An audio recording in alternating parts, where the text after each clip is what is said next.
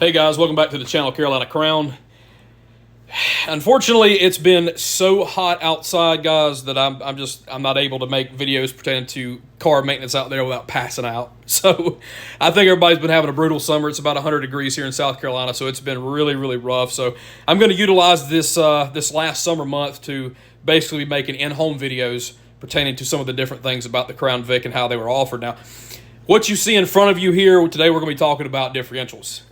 This is going to pertain to the Vic, the PI only. It's a police interceptor only kind of thing.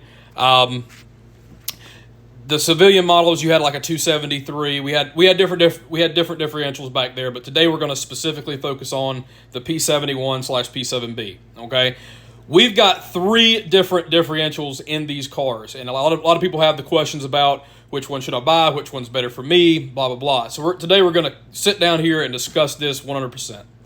So starting at the top here, we have a Zebra 5. Z5 is 327 open non-locker.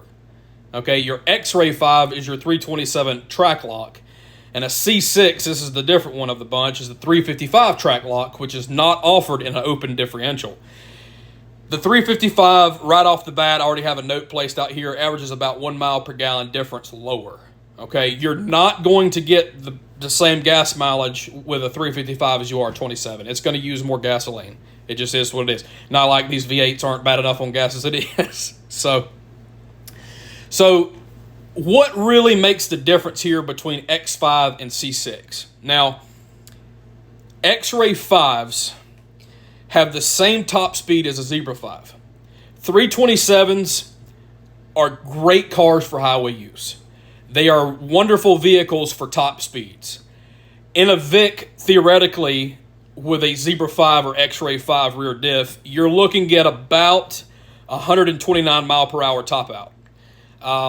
Most of these Crown Vics, of course not all of them, some of them over the years have been exposed to sludge and contaminants, and to the point where the engine doesn't function 100% the way it used to, so maybe you may not be able to get up to 129, but the idea from factory was that a 327 differential would top out at 129 miles an hour. This Charlie 6, the C6 down here at the bottom, however, tops out at 119 miles per hour. So you're basically getting 10 mile per hour less top speed. So a 327 theoretically could outrun a 355 at top speed. Here's the difference. 355 off the line will leave a 327 in the dirt. That's your difference, guys. 355s were specifically designed by Ford for city police.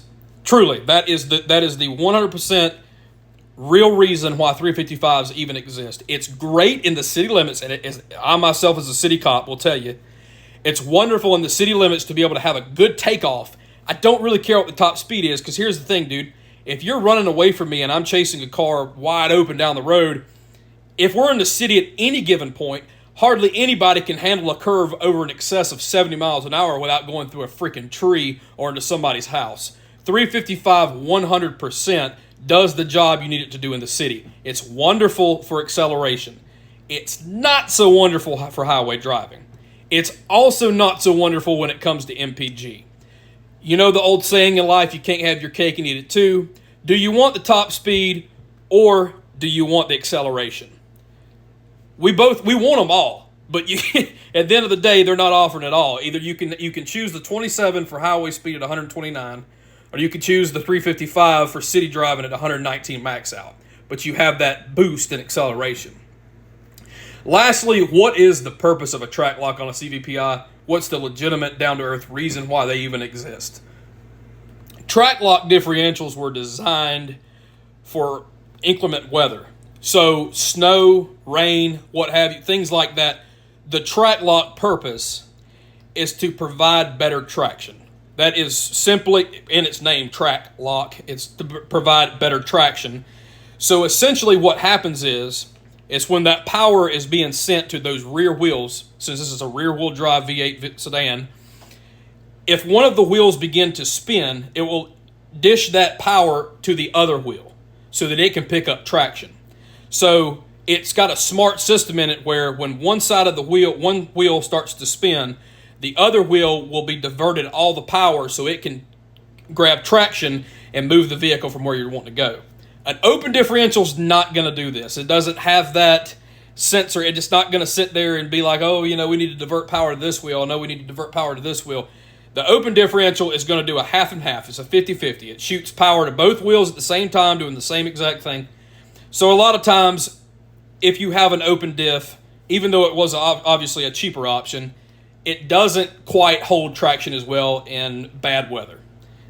If you're going to be driving in snow, obviously most people wouldn't prefer to use a Victoria anyway because, obviously they're two-wheel drive, rear-wheel drive. It's not a very good vehicle for snow, let's just be honest. But if you were going to drive a CVPI in the snow, then obviously you would prefer to use a track lock. The nice thing about it is you had the option to get a 27 in the track lock as well. You didn't have to automatically upgrade to 55. X-Ray 5s are all over the place. As a matter of fact, my blue and gray car are X5 327 track locks. My Arizona Beige Metallic is a Charlie 6. It's a 355 track lock. And my 2009 Black Daily Driver is a Zebra 5. It's a 327 open. There's a notable difference in the Z5 and C6 when I'm taking off. But between Z5 and X5, the only difference you're really going to see there is if you're driving somewhere with bad weather, it may be able to provide a lot more traction than your open differential. So, but that basically wraps up today's video. I just wanted to take a brief second to go over these three options on the Police Interceptor. And I appreciate you guys watching.